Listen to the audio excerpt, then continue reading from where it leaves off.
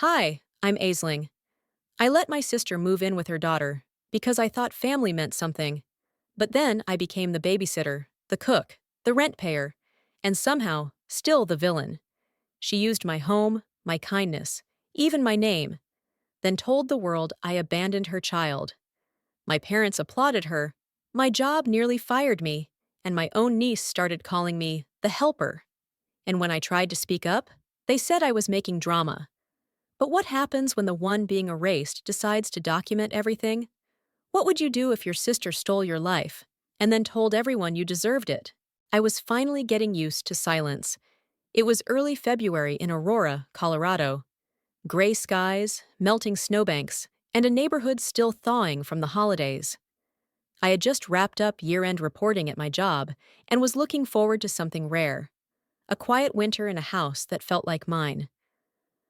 The little two-bedroom rental wasn't fancy, but it had hardwood floors that creaked only slightly, a kitchen just big enough for me to pretend I liked cooking, and a tiny patio where I could sit with tea and a spreadsheet when the sun remembered we existed. After years of shared dorms, noisy apartments, and temporary couches, I had earned this peace. For a moment, I let myself believe this was the beginning of a calmer chapter. That delusion lasted 6 days. She didn't call. She didn't text. She just showed up, Valora, my older sister, suitcase in one hand, her 5-year-old daughter Tatum clinging to the other like a decorative accessory. "We just need a few weeks," she said, already stepping inside before I even answered the door. "Something temporary. You're good with kids, right?" The words were still floating in the air when she dropped her duffel bag onto my living room floor with a thud and motioned to Tatum to remove her boots. The child looked up at me with wide eyes, like she was used to this routine, moving, waiting, pretending it was normal. I stood frozen for a beat too long. "Valora, I didn't know you were coming." She waved her hand like I was overreacting. "Come on, it's family, and it's just until I figure things out. You wouldn't leave your niece in the cold, would you?" There it was, the guilt trip wrapped in a smile. Within an hour, she had taken over the master bedroom. "I just need more space for Tatum's things," she said, while dragging my boxes into the smaller guest room I'd turned into a makeshift office. When I passed by later, I noticed she'd even replaced the little label on the door. "The family suite," it read in cursive script. I hadn't laughed. 2 days later, Corrine and Franklin, my parents, stopped by with soup and supportive nods. Not for me. For her. "She's doing her best," Mom said, brushing Tatum's hair behind her ear. "It's been so hard since the boutique closed." "She's lucky to have you," Dad added, avoiding eye contact. Nobody asked if I was okay with any of it. Apparently, having a degree and a job meant I was now the safety net. I kept my voice pleasant and made extra coffee, even though the tightness in my jaw gave me a headache by noon. Valora took longer showers than anyone I'd ever known. She forgot to buy groceries, but always remembered to complain when the almond milk ran out. Every night, she left dishes in the sink and her phone charger plugged into my bedroom outlet. The first real crack came when I woke up one morning to find Tatum snuggled into my bed, like she'd always been there. Valora was gone. A sticky note on the fridge said, "Out running errands. Thanks, sis. You're a lifesaver." Apparently, I was also now a babysitter. By week's end, I was prepping school lunches, figuring out carpool logistics, and sitting through tantrums about bedtime snacks, all while trying to keep my job afloat on back-to-back Zoom calls. I wasn't consulted. I wasn't appreciated. I was assigned.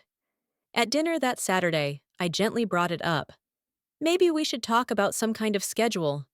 Valora blinked. "Wow, you sound just like Mom. I thought you wanted to help." I did. I had. But this wasn't help. This was a quiet transfer of responsibility wrapped in a ribbon of obligation. Mom called the next morning and said, "She's under a lot of pressure. You're single. You have more capacity." More capacity. Like I was a device. A utility.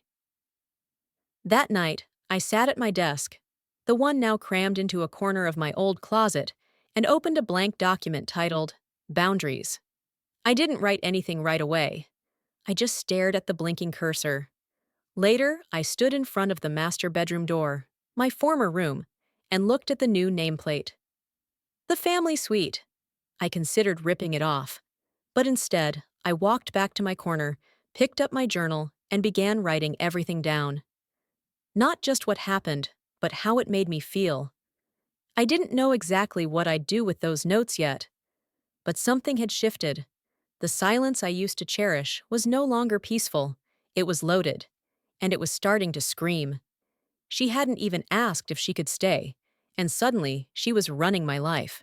When I walked into the living room that morning, Tatum was already camped out on the couch, legs dangling over one armrest, cereal bowl half empty in her lap, and the volume on the cartoon blaring high enough to shake the blinds. The smell of syrup and something vaguely sour clung to the air, like it had lived there longer than I had. And Valora? Nowhere. The kitchen was a crime scene. Sticky countertops, a butter knife stuck to a plate like it had been superglued there, a spilled trail of orange juice crusting into the tile grout. I stood there barefoot, half awake, my eyes scanning for any sign of adult responsibility. Nothing. No note, no text. Not even a courtesy knock the night before. 1 week ago, I had a routine. I woke up to silence. I made pour-over coffee and answered work emails with classical music humming in the background. I owned my mornings. Now, I tiptoed around a child I hadn't agreed to parent, with the vague dread that my boss might notice the slight panic in my voice during a 9 a.m. Zoom call. I didn't hate Tatum. How could I? She was 5, innocent, and far too accustomed to uncertainty. But I couldn't shake the feeling that I'd been recast in a role I didn't audition for. Later that afternoon, Valora came home carrying a boutique smoothie like she'd just stepped out of a wellness ad. I mentioned the mess, softly, gently, still trying to keep things civil. "Oh, come on," she said, laughing. "It's just a little juice. You always were the neat freak in the family. Relax. It's just for a little while." I tried not to flinch. "It's been 10 days. She arched a brow. "Wow. Counting, are we?" That night, when I checked my bank statement, I noticed 3 new charges: groceries from Whole Foods, sushi delivery, and a convenience store run, all using my saved card on the shared food delivery app. I hadn't authorized any of it. When I brought it up, she barely looked up from her phone. "You make more money than me," she shrugged. "You're fine," Corinne chimed in over speakerphone the next day. "Aisling, honey, don't make this about dollars. Family helps family." No one asked if I'd agreed to help. Apparently, my pay stub had volunteered me. A week later, Valora asked if I'd join her at the neighborhood potluck. "Good for community optics," she said. I didn't feel like going, but something told me skipping would only fuel the narrative that I was difficult. She introduced herself to a neighbor with flair. "I'm Valora, single mom, been through a lot this year. But we're getting by, thanks to the generosity of some amazing people." Tatum tugged on the neighbor's sleeve and added cheerfully, "And that's the lady who helps us at home." The woman smiled politely. "Oh, your nanny." I couldn't even form words. My mouth opened, then shut. Any correction would have sounded defensive, maybe even mean. Valora looked down at her daughter with a chuckle and said, "She's more than that, sweetheart. She's everything." It was meant to sound loving. It felt like a slap. On the walk home, I didn't speak. My jaw ached from clenching. That night, I stood in the shower, long past the hot water's goodbye, and whispered to the tile wall, "I'm not a name. I'm a utility." The next morning, I tried. Really tried. "I need mornings to myself," I told her while drying dishes. "Just a few hours. For work, for sanity." She didn't look up from her phone. "Must be nice," she said. "Some of us don't have the luxury of time." Corinne's voice echoed in my head. "Family helps family, Aisling." That was their favorite line. An all-purpose bandage slapped over years of imbalance. I didn't argue. Instead, I quietly searched tenant rights, scrolled through listings for small rentals nearby, and made a new folder on my laptop labeled Plan B. I wasn't ready to leave, but I needed a map. That night, I looked around the kitchen, the same kitchen where I used to sip tea in peace, and realized I was treating myself like a visitor. Every cabinet opened with caution, every step muffled, every request weighed against the chance of being labeled selfish. It wasn't what she said. It was what she didn't even think she had to ask. Some things don't require yelling to be deafening. By the third week, the house no longer needed words to remind me that I didn't belong in it. I could feel it in how Valora's voice had become the only one heard in every room. She controlled the dinner conversations, the TV remote, even the family group chats on Facebook Messenger. One day, I opened Netflix to unwind with a show I had been following for weeks, only to find it logged out and replaced with Valora's Profile Family Edition. She hadn't asked. She didn't need to. Just like everything else, it was assumed I'd step aside. At first, I noticed the little things. My preferred coffee beans got pushed to the back of the cabinet. My laundry was accidentally folded and placed in the guest closet, which now held Valora's seasonal jackets. Corinne's calls became more frequent, but they weren't to check on me. They were to praise Valora. "She's trying so hard, sweetheart. I don't know how she keeps it all together." And Dad? He never disagreed. He just grunted and went silent whenever I was brought up. I started tallying these silences, cataloging each time someone dismissed what I gave, what I endured, what I lost. My list grew fast. One Thursday, I booked a one-night stay at an Airbnb 5 miles away. Nothing fancy, just enough distance to breathe. I left Valora a message, simple and respectful. "I'll be back tomorrow evening, just taking a break." I didn't expect gratitude. I didn't expect her to care. But I certainly didn't expect to come home to punishment. The shift was immediate. Valora didn't speak a word to me when I walked through the door. Tatum barely looked up from her iPad. The house felt colder. Not physically, but in the way that people can drain a room without saying a thing. Later that evening, Corinne called. "I heard you left town," she said, in that slow, rehearsed voice she used when guilt was her goal. "Don't run from family when they need you." "I was gone for one night," I replied. "I left a note. I told Valora." "She said you didn't say a word." Tatum was confused. "She thought you weren't coming back." My mouth dried. "Did she mention the note on the fridge?" Corinne paused. "Maybe don't be so dramatic. You know how kids are." I hung up without answering. I opened my laptop. Scrolling through Valora's social media, I found it. A public post, with a filtered photo of her and Tatum hugging in the living room. The caption read, "Hard to be a single mom when your own sister ditches you and your child with no warning. Some people are built for support, others just fold." The comments made my stomach turn. "You're so strong, Valora." "Keep your head up." "She'll regret it someday." They believed her, not because she told the truth, but because she told it louder. The next morning, I got a video call from Corinne. Her tone was clipped. "You should have told us you were leaving town. That was irresponsible." I took a breath. "I didn't know I needed permission to spend a night alone." Franklin's voice came from the background. "Let's not make this a bigger deal than it is." That's what he always did. Made silence his stance.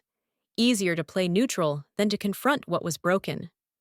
No one asked me what really happened. No one asked if I was okay. I was invisible, just a name tagged when needed, and ignored otherwise. And I had seen this movie before. Growing up, Valora was always the one with stories that sounded better out loud. I was the quieter one, the fact checker, the background player. Now, I was living in that shadow again. Except this time, the stakes were higher. My name, my reputation, my sanity. That night, I started collecting. Screenshots of posts, text messages with timestamps, emails showing rent and utilities were all under my name. I created a folder called Just In Case. Isla called around 10 p.m. She was the only one who hadn't faded into silence. Document everything, she said. At this point, it's not just emotional, it's legal and financial. I nodded, though she couldn't see me. It feels paranoid. It's not paranoia if they're actively rewriting your life. She was right. I opened the Notes app on my phone and set a password-protected journal titled, What Really Happened. I started with the day Valora showed up, the new nameplate on the bedroom door, and the first morning I lost control of my own kitchen. I wasn't planning revenge. Not yet. But I needed the truth somewhere. Somewhere safe. Because if no one was going to remember what actually happened, I would. The day I came home and saw my belongings packed into boxes, I thought I had walked into the wrong house. There was no warning, no heads up, just cardboard stacks in the hallway, and my framed college diploma leaning against a laundry basket like someone had dragged it out of a storage unit. My bedroom, my only sanctuary, was stripped bare. The comforter I chose, the throw pillows I arranged, even the curtain I hemmed myself, had been replaced by a lavender bedsheet with cartoon clouds. And in the middle of it, Tatum's pink backpack hung from the doorknob like a flag. Valora appeared in the hallway, holding a basket of Tatum's toys. Her tone was breezy, like she was giving a tour of a hotel suite. We needed more space for her. The guest room just didn't work. You understand, right? I didn't answer. I couldn't. She gestured toward the laundry closet. I put your things in there for now. It's just until we can figure out a more permanent solution. She's growing, Aisling. She needs room. I stared at her, words coiled tight in my chest. From the living room, Corinne's voice echoed over speakerphone. Don't make a scene, Aisling. It's just temporary. Temporary. That word had lost all meaning. So had family. I bit down the response clawing at my throat and walked away. No fight, no pleading, just a deep breath and a promise to remember every second. That night, Valora tucked Tatum into what used to be my bed and shut the door like she had always owned it. I stood in the hallway, pillow in one arm and a folded blanket in the other, looking at the couch like it was the only thing left that still belonged to me. Franklin passed by, glanced at the setup and muttered, "She's got a kid. You don't." Like that was a rule. Like that justified displacement. The next morning, I found one of my childhood photos, one Corinne had framed years ago, sitting on the coffee table. A mustache had been scribbled across my face in red marker. I looked up. Tatum was at the kitchen counter, legs swinging as she munched on cereal. "Did you draw on this?" I asked, holding up the frame. She nodded proudly. "Mommy said you looked too serious." Valora laughed from behind her mug. "She's creative. Don't be so sensitive." I wasn't being sensitive, I replied evenly. I was being erased. But of course, they didn't hear that part. Only I did. A few days later, I overheard Corinne on the phone while I was passing through the kitchen. She was on with Valora, planning a weekend trip to the coast. "We'll need Aisling to stay behind with Tatum," she said. I paused, waiting for the part where I'd be asked. It never came. They didn't even think to include me. Not as family, not as a participant. I wasn't going. I wasn't even told there was a trip. But I was expected to stay, to watch the child who now slept in my bed and used my face as a canvas. It wasn't just a room I lost. It was presence, identity, place. Later that evening, I quietly opened the drawer where I kept my important papers and removed a small padlock I had bought years ago when I used to live with roommates. I clicked it onto the latch of a storage bin, one that now held my documents, my passport, a few heirlooms from Grandma's jewelry box, anything that still had my name on it. It was the smallest act, but it felt enormous. That night, instead of doom scrolling or journaling, I opened my laptop and searched tenant rights when sharing space with family. Then I looked up legal templates for cohabitation agreements. Not because I was ready to go nuclear. Not yet. But I was done being passive. I started marking receipts, saving texts, copying emails to myself. I began treating every day like a paper trail. They had taken my space, my silence, and now my story. And I was done waiting for someone to notice. I didn't ask to be treated like a stranger. But now that I was, maybe it was time to act like one. I didn't hear her come in that morning. I was on a conference call in the kitchen, trying to hide the faint sounds of cartoons coming from the living room. Tatum had been dropped off again. No text, no knock, no warning. Just the sound of her little voice asking for waffles, while I muted myself and smiled through budget revisions. 10 minutes later, a bright splash of orange juice covered my work laptop. I froze. Not because of the liquid, those things happen with kids, but because of what it symbolized. My work, my space, my time. All things I no longer owned. Tatum looked up, startled and teary. I didn't yell. I just closed the laptop, picked up a towel, and wiped as much as I could while my supervisor's voice crackled from my phone, still connected via Bluetooth in the other room. When Valora returned hours later, her only reaction was a scoff. "Well, maybe it's the universe telling you to upgrade," she said, pulling a pressed juice from the fridge like she hadn't just disrupted the only steady income keeping all of us afloat. I stared at her. "Valora, you didn't even ask." She laughed. "You work from home. You can handle it. Most women would kill to have that flexibility." I opened the fridge, slammed it shut harder than I meant to, and walked out of the room. That night, I sat at the kitchen table with a blank piece of paper. At the top, I wrote in bold, "House responsibilities." I listed everything, from laundry days to grocery planning to boundaries around shared space. It wasn't a contract, it was a reminder. A boundary I needed to draw, clearly, visually, in ink. The next morning, Valora dropped a folded paper on the counter. "Can you sign this real quick? It's just for some assistance paperwork. They ask for a household contact. It'll help me qualify for the program." I looked at it. The header read, "Dependent Financial Certification." I smiled. "Sure, let me scan it for my records first." Valora shrugged. "Fine." Upstairs, I ran it through my printer scanner and opened the PDF. The fine print made my heart stop. By signing, I was agreeing to act as her financial guarantor for 6 months, liable for rent assistance, utilities, and eligible as a secondary contact for welfare claims. If she defaulted, they'd come for me. I didn't shred it right away. I placed it inside a clear folder marked Fraud Risk, locked it in my file drawer, and added a passcode to my laptop. Then I texted Isla, "We need to talk about documents." Later that week, a message pinged on my Facebook. It was from a woman named Sasha, someone I barely knew, a friend of Valora's from her online support group. "I hope you feel good about leaving your sister to suffer alone," the message read. "You might not want to look at her latest post." I did. There she was. Valora, hair tousled just so, in front of the same couch I slept on every night, holding Tatum close with watery eyes, and the caption, "Being a single mom means surviving even when your own family abandons you." 300 likes. Comments calling me heartless, selfish, cold. I didn't respond. I bookmarked the post, saved every comment, took screenshots. That night, I confronted her in the kitchen.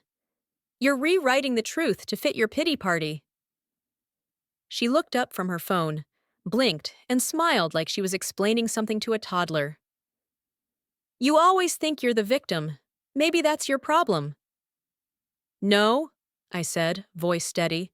"I think I've just been quiet so long you forgot I exist." She rolled her eyes, went back to scrolling, and left the room without another word. I didn't follow. I walked upstairs, opened my digital journal, and typed the quote exactly as she said it. Not to remember it, but to make sure someone did. She wasn't just rewriting my role in her story. She was starting to erase me entirely. The knock on my door didn't come. That's how I knew I'd been volunteered. Again. It was 8:03 a.m., and I was logging into my first video meeting of the day. My earbuds were in, my camera was angled just right, and I had finally managed to brush my hair before sitting down. A small victory.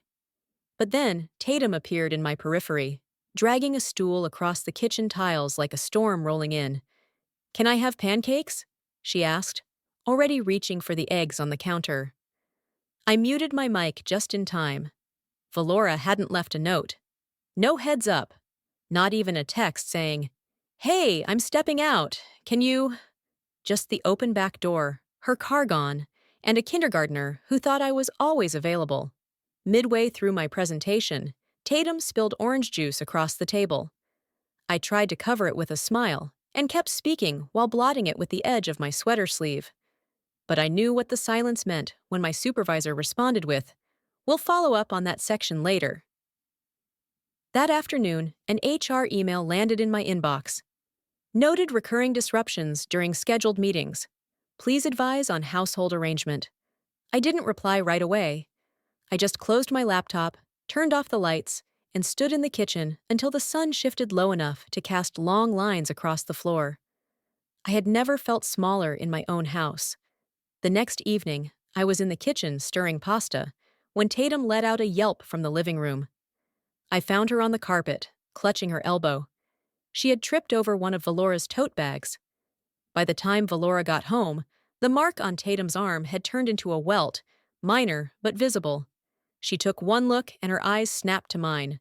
"What did you do?" I was stunned. "She fell. She tripped over your bag." Valora scooped up Tatum like I was a threat and hissed, "You left her alone again, didn't you?" "Alone?" "I was making dinner. She was 10 feet away." She didn't answer. Instead, she picked up her phone and walked into the other room.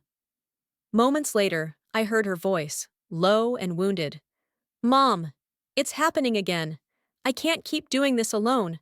I don't think Aisling should be around her unsupervised." Franklin came by the next morning to drop off a package. He barely made eye contact. "You okay?"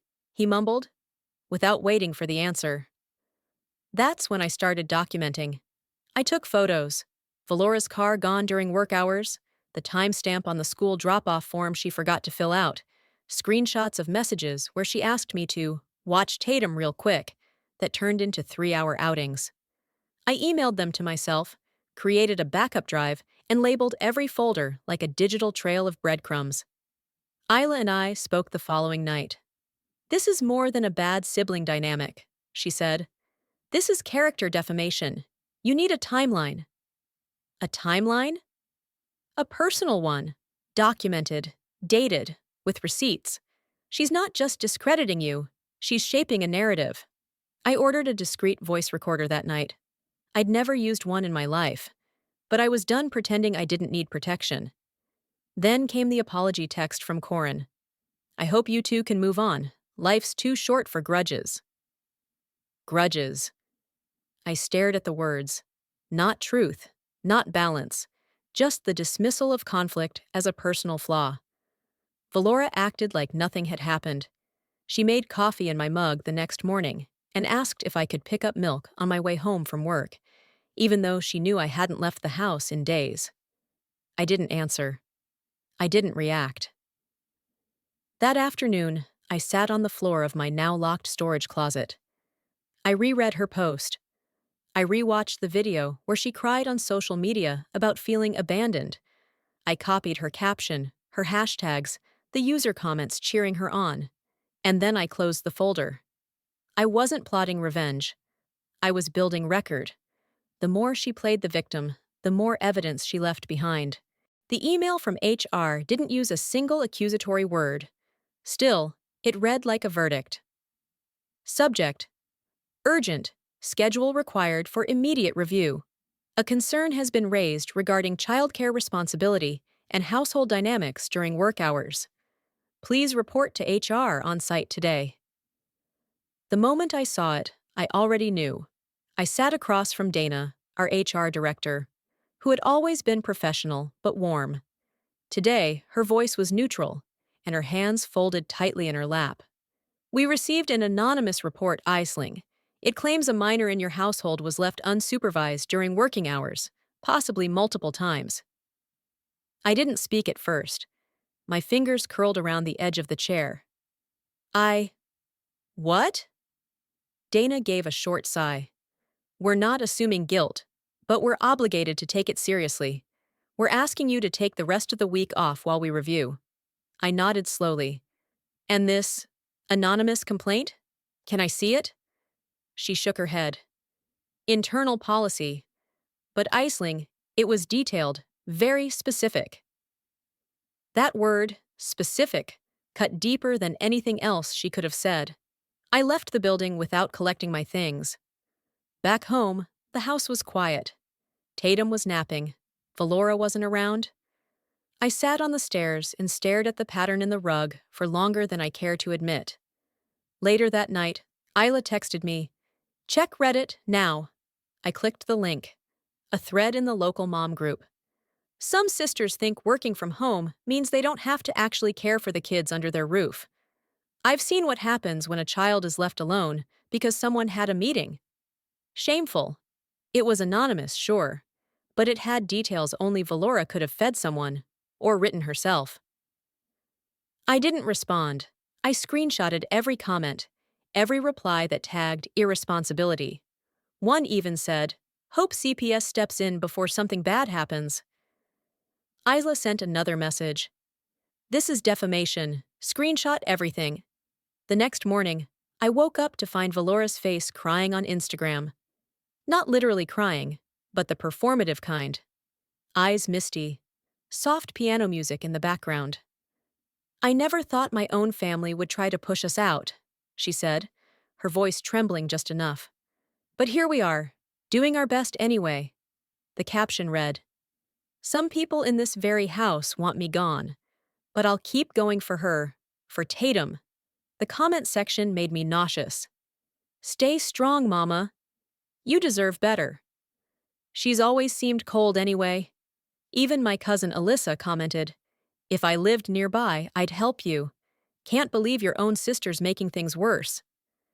Valora didn't tag me. She didn't need to. By noon, I received 3 texts from extended family. "You should support her more. She's been through hell. I'm praying for you both." Not one person asked for my side. That afternoon, I sat at the dining table, the one I'd assembled alone 3 years ago from a secondhand kit, and drafted an email to Maeve, my landlord. "Hi Maeve, can you confirm who's listed on the lease? I need documentation for personal reasons." "Thanks, Aisling," she replied within the hour. "Aisling, the lease is solely under your name. There are no approved occupants listed other than you. Hope all is well." I stared at that sentence for a long time. Then I smiled. Not the brittle smile I'd grown used to using around Valora. A real one. Small. Quiet. Controlled. Let them play their game. Let them share their stories, their filtered grief, their fake allies.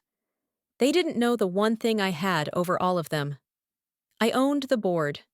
They wanted a war, but I came prepared with receipts. And the deed. When Corinne texted, it started like most of her attempts at peace. Vague enough to seem innocent, pointed enough to make me suspicious. "Let's all sit down and talk like adults. Family dinner this Sunday." I didn't reply right away. I stared at the screen, knowing it wasn't a request. It was a setup, but part of me needed closure, even if I already knew how it would end. Sunday evening arrived fast, too fast. I wore jeans and a plain sweater, no makeup, not because I didn't care, but because I wasn't performing anymore. The moment I stepped into the dining room, I knew I'd walked into an ambush. Valora greeted me like she was hosting a charity gala, smiling too wide, arms open too long. "You made it," she said, touching my arm like we were best friends. Franklin sat at the end of the table, his mouth a firm line. Corinne was bustling in the kitchen, humming a hymn I hadn't heard since childhood. The air felt rehearsed. I took my seat. Dinner started quietly, too quietly. The clinking of silverware, soft chatter about church renovations. No one mentioned the dozens of unreturned calls, the online lies, the complaint that cost me my job. Until Valora stood and said, "I have something I want to share." She walked to the TV and clicked a remote. A video began, muted piano music, footage of Tatum coloring, Valora folding laundry in slow motion, soft light. Over it, her voice played. Being a single mom means sacrificing everything, even when you live with someone who used to be your sister, and she watches you drown and does nothing. My living room appeared on screen. My kitchen, my couch, my walls. I stared, frozen. She had filmed it all, without asking, without telling me. The video ended with her and Tatum in a frame, holding each other on my bed. The room erupted in claps, light, hesitant, but present. Corinne wiped a tear. Franklin nodded. No one looked at me. I didn't consent to that, I said flatly. Valora smiled, fake shocked. Oh, come on, it's not like it's about you. No, I said, pulling a folder from my bag. I laid it on the table, printed screenshots, emails, text logs, HR summaries, the language from the anonymous complaint. This wasn't anonymous, I said, sliding a highlighted page to Corinne. This was scripted. Every word matches her Facebook posts. Every date lines up with her errands. Valora's face froze for half a second. Then the mask returned. That's insane, she said, voice trembling. You're paranoid. You always twist things. Corinne leaned forward. Maybe we should keep this private. We don't need to escalate this. I turned to her. You didn't mind when it was public and one-sided. Silence. Then my phone buzzed. A call from Isla. I answered on speaker. Hey, you need to file for identity misuse. I pulled some stuff from county records. Valora submitted your name for benefits last month. I have the doc. Corinne gasped. I looked across the table, past the silence, past the faces that had always looked through me. I came here for support. You gave me silence. I stood, picked up the folder, and folded my napkin. I'm moving out. I'm removing my name from every bill, every document. I'm not responsible for this anymore. Corinne's voice trembled. You're tearing the family apart.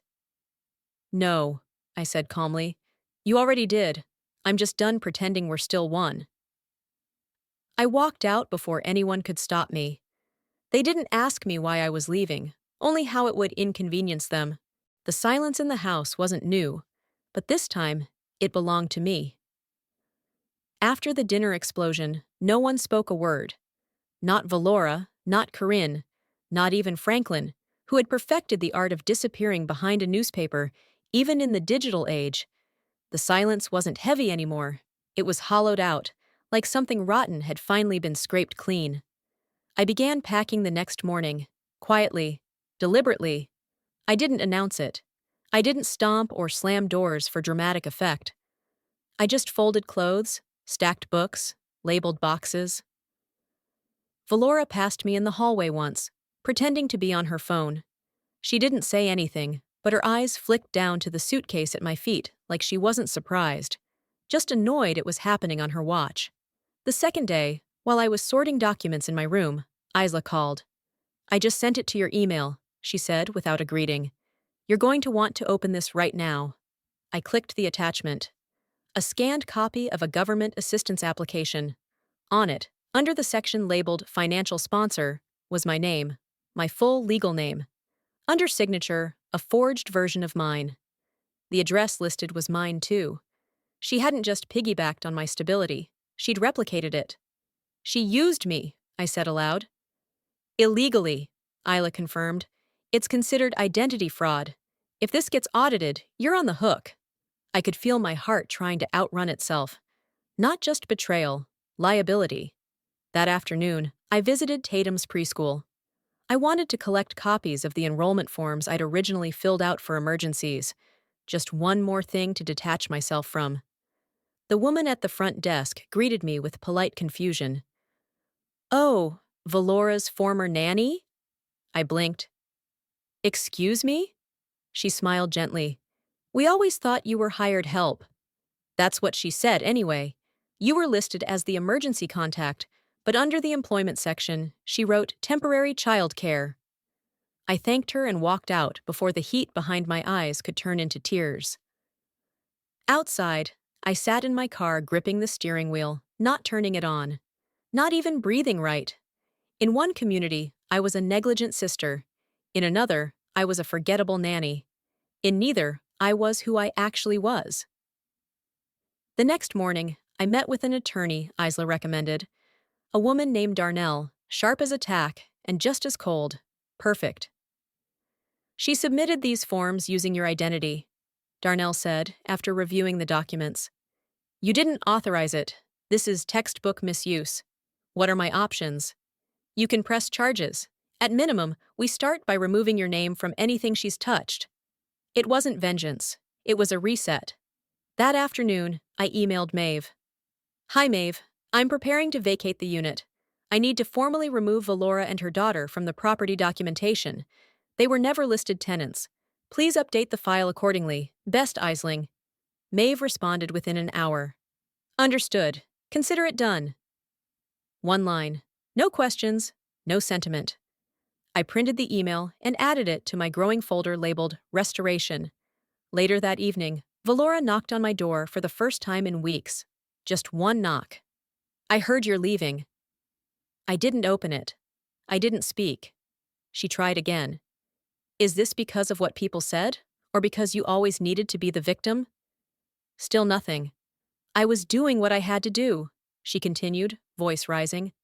You don't get to rewrite the story just because you're angry now. But I wasn't angry. I was done.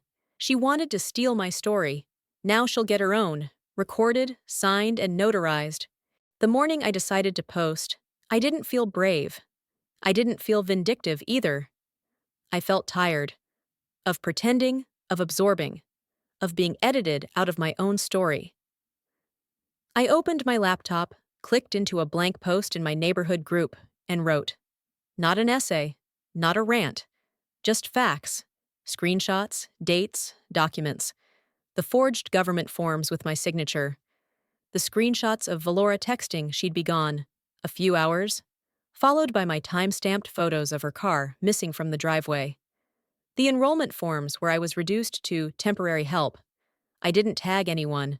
No names, no accusations, just truth. By noon, the post had 112 comments and counting. That's criminal.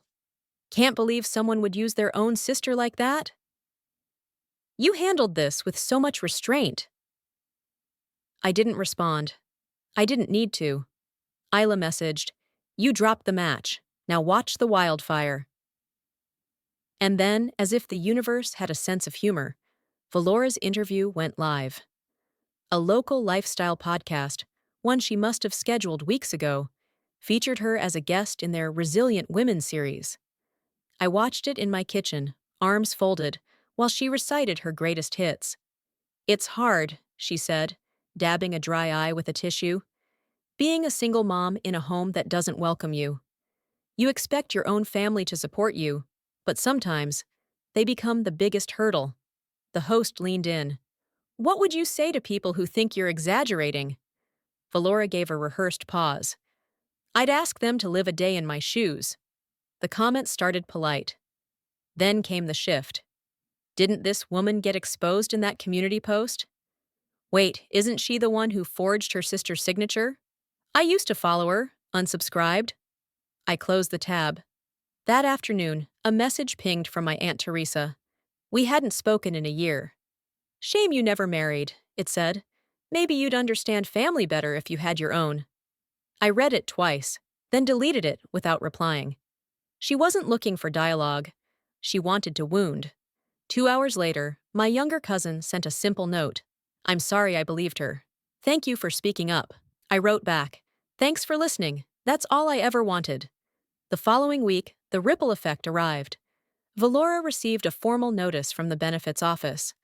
Isla forwarded me the summary. Application flagged for misrepresentation. Review pending. Funding paused. The preschool called to clarify guardianship records. Maeve updated the lease, formally removing Valora and Tatum. They were now unauthorized occupants, subject to eviction if needed.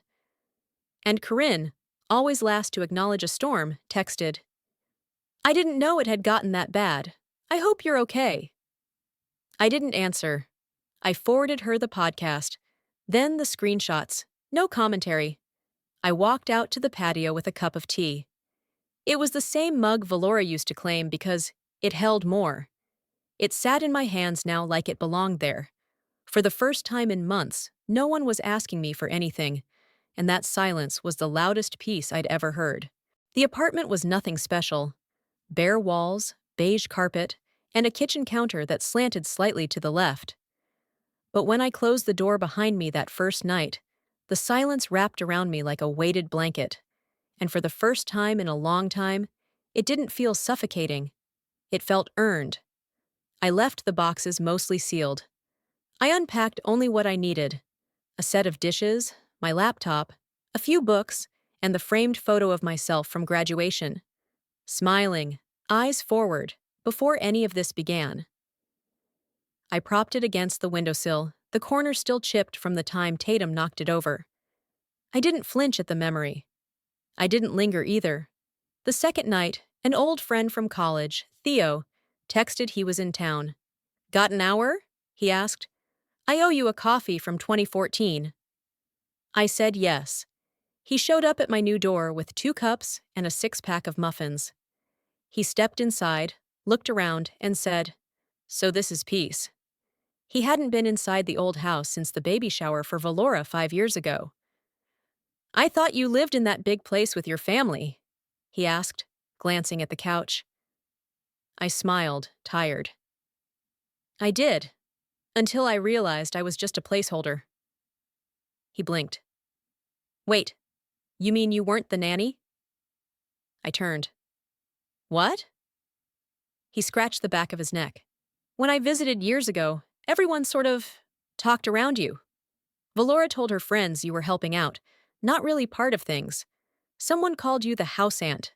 I didn't question it, but now—" His words didn't sting. They landed like truth often does, sharp, clean, final. "They acted like you were staff," he added. "Not family." I nodded slowly. "Because that's how they saw me." He stayed a little longer than planned. We talked about small things: old professors, new jobs, the bizarre way time has a habit of looping back to unfinished business. When he left, I didn't feel alone. I felt lighter. Later that week, I saw Corinne's name flash on my phone. I let it go to voicemail. Her message was short. "I didn't know it was this far gone, but I still think you could have handled it better." I deleted it halfway through. There was no anger, no heartbreak, just confirmation. She would never understand. And that was okay. Acceptance is quieter than forgiveness. It asks for nothing. Instead, I threw myself into rebuilding. Isla connected me to a local nonprofit that hosted workshops on personal boundaries and family systems. I attended one session anonymously, then signed up to speak the next month. "Your story has reach," the organizer said, eyes kind but steady. "Women need to hear how you protected yourself." When the official email came, I opened it on the couch with a tea mug balanced on my knee. "We'd love to feature your story at our March seminar. Please confirm if you're available." I stared at the blinking cursor, then typed a single word: yes. My story didn't need a family ending. It needed a beginning where I chose me. The letter from the benefits office came in a pale blue envelope, addressed to me only because I had listed myself as a point of contact during the fraud investigation. It was short, clinical, and final. "Applicant Valora D. has been found in violation of Section 14C, misrepresentation of financial dependence. Eligibility for all supplemental support suspended for 36 months. I scanned it, saved a copy, then forwarded the document to the podcast that once platformed her pity parade. I didn't write a message, no commentary, no demand for a retraction, just the facts, now confirmed by government letterhead. 3 days later, they posted a public statement. "We regret having aired a story that was later disproven by documentation. We support honesty, especially in stories of resilience." I didn't smile when I read it. It didn't feel triumphant. It felt complete. A few evenings later, as I was tidying the apps on my phone, I noticed something odd. I was no longer part of the family group chat, the one where birthday reminders, photos of casseroles, and misinformed memes from Aunt Loretta lived. They'd removed me. No message, no mention. I didn't feel left out. I felt released. I opened a new thread with Isla, Maeve, and Carmen, named it Chosen Family, sent a single message. Still standing. Isla responded with a heart. Maeve replied, and better than ever. Carmen sent a gif of a woman dropping a mic. It was all the conversation I needed. A few days later, I checked the mailbox and found an envelope with shaky handwriting and crayon marks. Inside was a folded sheet of notebook paper with the words, I miss you, Auntie. Mommy says you moved away, but I drew you a picture. It was a stick figure of me, holding a sun, standing next to a smaller figure in pink. At the bottom, she'd written, I love you even if you're mad. I didn't cry. I didn't call Valora. I didn't respond. But I placed the drawing on my fridge with a magnet shaped like a tiny apple. That was the only piece of the old house I kept. Weeks passed. One afternoon, I sat at my desk, rereading the finalized lease update and the government fraud documentation. I signed the last piece of paperwork, an affidavit removing Valora and Tatum from any legal connection to my residence, assets, or name. The notary stamped it, slid it back to me, and said, You're all set. I walked to my car, drove home, and boxed the last of the toys Valora had left behind. A pink plastic wand, a book with a missing cover, a stuffed bear with a fraying ear. I dropped them off at the local women's shelter. No note, no explanation. They wouldn't miss what was never truly theirs. I returned home, brewed a cup of tea, and sat by the window as evening settled like a soft coat across the city. No one knocked, no one called. And for the first time, I didn't check my phone out of reflex. Closure isn't always a conversation. Sometimes it's just deciding they don't get access anymore. She took my name off everything. I just returned the favor. Except I did it with silence and a notarized signature.